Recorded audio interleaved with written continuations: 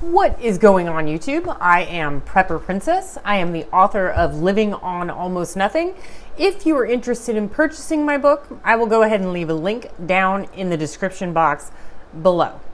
I recently put out a poll on my community board asking my viewers if they would purchase an item for $469 if it would save you $15,000 over the course of 15 years. I was very surprised and shocked to find that about 20% said no, and 40% said they would not purchase the item unless they knew exactly what it was. Only 40% of the people in the poll said yes. Now, this was not intended to be any sort of riddle. There was no hidden agenda to the question. No mystery was intended. Now, I know we live in a world of skepticism and mistrust, but it was a genuine question. This is an item that pretty much everyone has in their home in one form or another. And how on earth can an item I already use every single day save me so much money? Well, we're going to get into that very soon. On this channel, I try to keep things simple so that those that are new to starting their debt-free journey can understand how each and every purchase can affect their future in either a good way or in a bad way. Here, we always talk about how much a car payment wastes over years of funds that could be invested. I talk about buying a Roku box for a one-time charge of $20 to ditch your cable bill that is costing you $150 a month. I also talk about credit card rewards points, bank churning, credit card churning, investing, high yield savings accounts. We talk about CDs, dividend investments, passive income ideas, and so on. Most people like to deal with the low-hanging fruit. Well, what does that mean? Most people don't want to change their cell phone plan and try Mint Mobile because they are afraid of change. Most people want to talk about how to save money on food. Well, I admit it is fun to save money on food, and it is probably one of the fastest ways to save money, but long term, it's just a drop in the bucket. Unless you are somehow able to magically save $100 per month every single month for the rest of your life, it's not going to go very far with inflation and rising costs of food. So we have to look elsewhere, and that is where we are today. So let's get to it. The water heater that I have is a 17-year-old electric style Rheem model that uses an estimated 4,775 kilowatt hours of electricity every year. This thing is so old it was installed in 2008. It has a 40-gallon tank, but after some research, I found a little bit of a problem. The size of a tank is intended for 2 to 4 people in a typical household that has 2 bathrooms. Now, as you all know, I recently moved to California, but I live alone, and I only have 1 bathroom. I don't know why the previous owner would have such a large water heater for a house with only 1 bathroom, but I can tell you that it is too big for my needs and way too old and inefficient for the prices we have to pay for electricity here. So I did some research. A standard 30-gallon water heater tank provides ample water for 1 to 2 people. I'm 1 people, so I checked out Home Depot. Turns out their 30-gallon Rheem water heater costs $469 and uses an estimated 2,439 kilowatt hours per year. That's nearly half of what mine uses now. Now, I know you might not understand kilowatts and electricity, so I will break it down for you.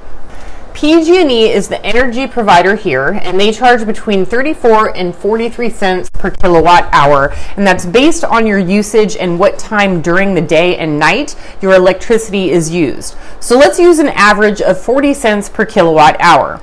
The difference in electricity usage between my old water heater and the new 30-gallon water heater is 2,440 watts per year. At 40 cents per kilowatt hour, that is a difference of $976 per year or $81.33 per month. You can easily check out the Dave Ramsey calculator online, and you can use any dates you want that add up to 15 years. Given that my water heater is 17 years old and still works fine without any issues or repairs needed, we will use a timeline of 15 years of use for the new water heater. When you calculate a monthly rate of $81.33 in savings and invested in the S&P, which has averaged a 10% historical rate of return for over 100 years, we come to a savings of $33,708. So I have to ask you, is a single purchase of $469 worth $33,708 to you? All right, everybody, I really hope that that video has been helpful to you. We always talk about money saving on this channel, and I know you guys love hearing about food, living on $30 a week, how to save money on food. But the truth is, in the grand scheme of things, you have to look at the big dollar cost items first. Big dollar cost items are car payments, student loans, medical debt, credit cards with high interest rates. If you just pay off your debt, you're saving 30% probably of your monthly income. And once we get past the food and the things that I talk about Roku box, plug switches and stuff like that, we have to go to the high hanging fruit, the stuff that most people don't think of. Now, I'm sure that a lot of people on here are going to say I have some form of OCD because I think too much about it. But if I just came on here and said, hey, I'm going to change my water heater to save money, that would leave more questions than answers with my viewers. So I simply went into the math and the logical reasoning as to why the water heater is going to be replaced, even though it is fully functional and has absolutely no issues, is because it's going to save me a ton of money. And yes, I'm going to take that difference and I'm going to invest it.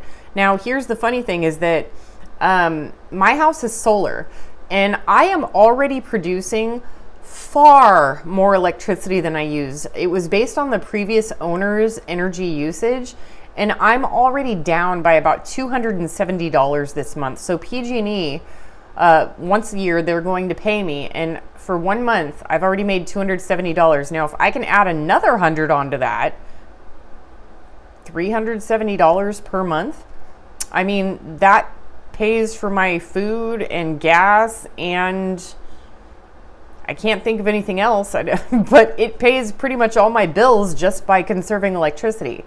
And I know that the rates are not going to be the same where you live, so maybe the title is going to be a little bit misleading depending on the energy rates on where you live, but you can do the calculations yourself. You can check out the Dave Ramsey calculator and see if, changing out your refrigerator, your washer, your dryer, your dishwasher, your water heater, any of those high use electric appliances can save you and do the kilowatt hours per year based on your hourly kilowatt usage, and you'll determine how long it will take you to pay for the item back in electricity savings and how much you'll save over the long term, because long term is really where it's all at. Any long-term investor will tell you that is how you need to think about, is you need to think about long-term in the future, not just right now. And I really do think that saving money on food is just a right now. It's a Band-Aid to a deeper issue, and we have to start thinking long-term. All right, folks, do what you can with what you've got. Prepper Princess out.